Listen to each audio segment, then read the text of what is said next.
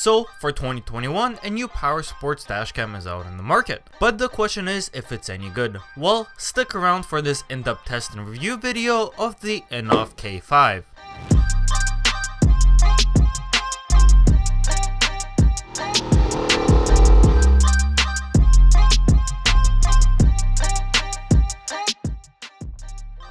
Innov were generous enough to send me one of their units to review, and they promised the ultimate video quality, stylish appearance, waterproofing, and many more features which will be useful for motorcycle riders. In this video, I'll try my best to talk about all these features, the quality of the two included cameras, and the overall user experience. Starting out with the box itself, the packaging is top-notch, featuring magnetic latches, and as soon as the cover is open, you're greeted with the most essential components of this kit. This kit comes with the main front camera, which is supposed to record in 4K 30 frames per second. Now, this camera is combined with a DVR, which makes this the main member of the whole kit. All other components are going to connect to this particular camera. To my surprise, the camera feels really well built, having full metal construction. Here's a quick ASMR sample. Now, my biggest concern before even opening the package was the size of the main camera. Due to it having a DVR unit, the size had to be increased. The main camera measures at about 2 inches in width, at 2.5 inches in length without the lens, which is actually pretty good and will most likely fit on most bikes. Now, here's the rear camera. Unfortunately, this one only records in 1080p 30 frames per second, but it's much smaller and will look more discreet, which I appreciate. This camera also features full metal construction and is fully waterproof. As a part of this kit, we also get a controller which is supposed to get mounted on the handlebars.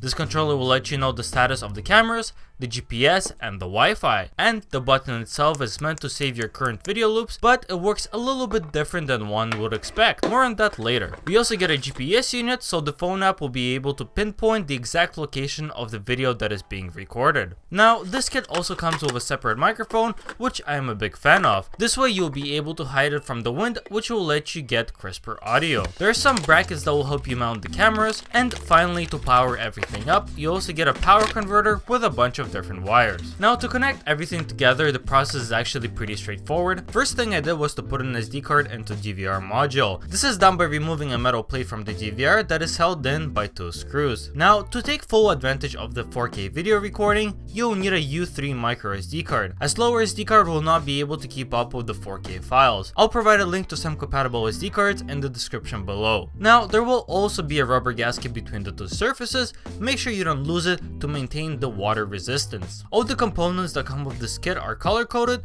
which make it really easy to connect everything together. Now, these connectors all feature rubber O-rings to keep the water out, so it's a good idea to make sure that they're seated properly.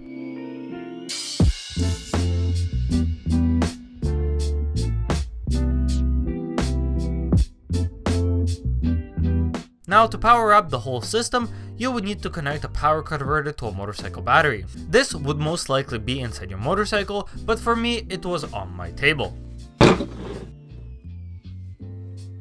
The red wire goes to the positive end of the battery, and the black wire goes to the negative. Now, to prevent the camera from draining your battery when you're not recording, the power converter also comes with a yellow wire which acts as a switch. This will be connected to a power source that only gets turned on once the ignition is switched on. For example, tapping this wire into the license plate light would be a great idea because it only gets turned on once the key is in ignition and is turned. For the sake of this example, I will connect the positive side of the battery, which will turn on the camera. If everything is connected properly, you should be greeted with a solid green light on the camera icon, which will indicate that the camera is recording, and that's exactly what we're looking for. Before we go out on a test drive, I thought it would be a good idea to connect my phone to the unit to configure all the settings. We'll talk more in depth about all the settings later in this video. In the meantime, I designed the specific bracket for the MT-10. This allowed me to install the front camera right below the front headlight. You would only be able to notice the camera if you looked right under the bike. For the rear, I have temporarily installed the camera to one of the bolts, which will be repositioned in the upcoming install video. For the comparison, I have included the footage with the camera mounted on the bike in different resolutions, and also as a comparison between the front and the rear camera, I have also included some in-car footage so you can see the difference, and for the comparison, I included my personal dashcam that I use in my car. Enjoy!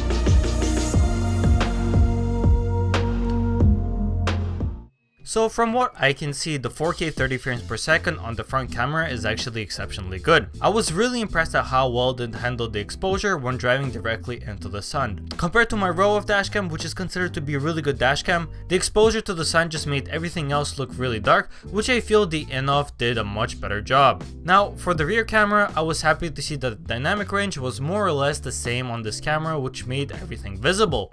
The image is definitely not as sharp as the front camera, but it's more than adequate. The footage was significantly better than my RAW dashcam. I found that the included microphone placed under the seat of my motorcycle did a good job capturing audio, and overall had good quality. For all of you that were looking to turn down the video quality from 4K to 2K, I would highly suggest you stick to 4K, as it does feel like there's a noticeable drop in quality when settings are changed to 2K 60. Now the reason why I did not compare this footage to a GoPro is simply because they are two completely different products for different needs. GoPros are meant for content creation, offering you stabilization and other very impactful camera settings, while the Innov offers a camera solution that is supposed to record at all times for safety and security. In terms of GoPros, if you guys are interested in getting great looking first person footage, check out Right Moto, which offers custom action camera mounts for a large variety of motorcycle helmets. All links below. Now some of you are probably thinking that's all and great, but how does the camera perform during nighttime? So I went out for a second run recording the nighttime footage at exactly the same settings. Enjoy!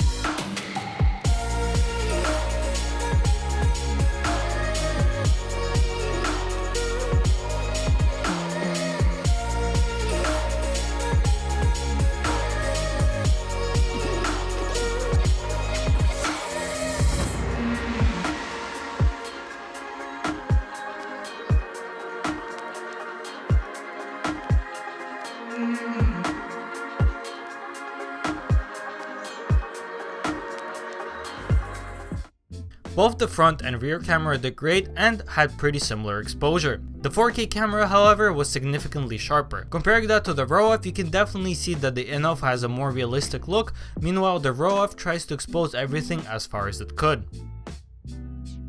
Before I say anything, I just want to say that I hate using phone apps when it comes to cameras such as Sony, GoPro, etc. I would much rather take out the SD card and import the footage manually than dealing with Wi-Fi networks. Now, with the Innov app, I found it pretty straightforward to connect to the camera via Wi-Fi. This let me change all the video settings such as the video quality, video format, how big each video segment was, and a couple of other settings. If you're like me, when it comes to using phone apps, you only have to worry about that once and you can set it and forget it. The phone app also lets you check the footage that is stored on the SD card. When I tried doing that for the very first time, the app kept crashing until I deleted everything else from the SD card except the Innov footage. Then it worked fine. The app lets you check both the front and rear camera and is actually pretty quick over Wi-Fi. This is due to their upgraded 5.8G Wi-Fi speeds. There's a parking mode that you can set which will turn on the camera if the sensor senses any movement on the vehicle. If you download the video to your phone, you'll be able to see a map with the location that corresponds to the video footage. Overall, the app experience was fine. Sure, it crashed on me a couple of times, there are some pop-ups that have the text cut out halfway through, and it definitely needs some more polishing. In the end, it let me change all the essential settings, and for me that's all I need. Okay, stay with me. This can get a little bit confusing. Now this kit also comes with a controller that is supposed to get mounted to the handlebars. If you click the button twice, it will take a snapshot and will save it to your SD card. If you press the button once, it will save the video clip you're currently recording in a protected folder so it doesn't get overwritten once it becomes the oldest file on the SD card. Now in the app, you're able to set how long the video files should be. If you set 5-minute intervals in the loop tab, that means every 5 minutes the Innov K5 will make a new video file on your SD card. When you press the button once, the dashcam will not record the last 5 minutes, but it will save the video interval that you're currently in.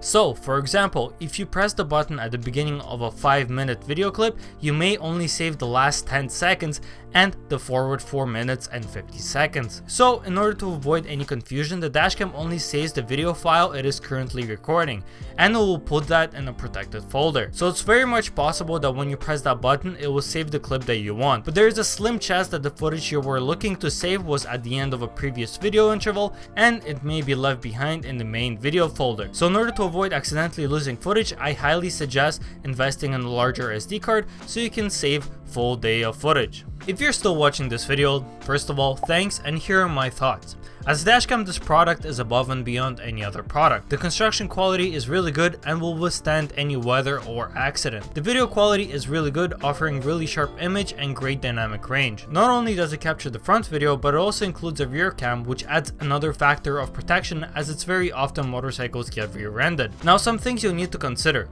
The install is not going to be a walk in the park. It will most likely require you to take apart a chunk of your motorcycle just to run all the cables. And there are a lot of cables, like a lot. To do a good job, it will definitely take some time, but I see it as a plus for those people like me who like working on their bike. The app definitely needs some more further polishing, but it's still easy to navigate through and change all the needed settings. In no means will this ever be a GoPro replacement. It's a completely different product which focuses more on personal safety rather than making online content such as motovlogs. As far for the Innov K5 being a power sports dashcam, it's pretty damn good.